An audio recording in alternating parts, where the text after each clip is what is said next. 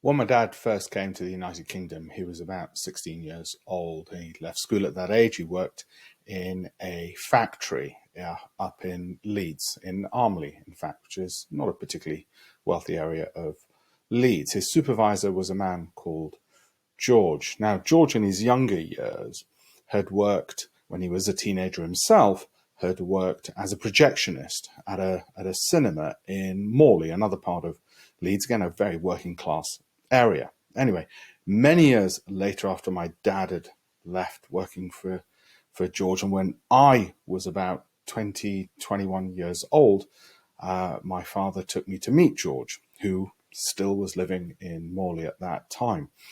And my father had always been grateful to George, who had taken my dad under his wing, had helped him settle into the UK, settle in at work, when some of the other people my father would naively offer his lunch to would sort of turn their noses up at how smelly Indian food was. George would always politely accept a token of the goodwill gesture that my father had offered. Anyway, George had always been nice to my dad, so my dad took me to meet George, and my dad explained, "This is my son, he's Alpesh.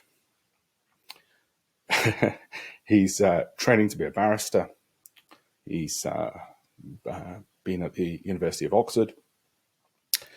And my dad said to him, "Next week, my father's brother, my uncle, is having a grand opening of some restaurants, nightclubs, brasseries, and a private club that we'd purchased. And it's all located under one huge roof."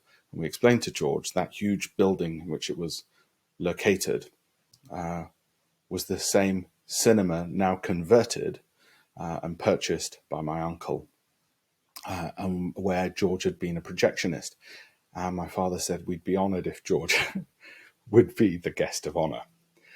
My father had very little in common with George, neither age, nor race, nor faith,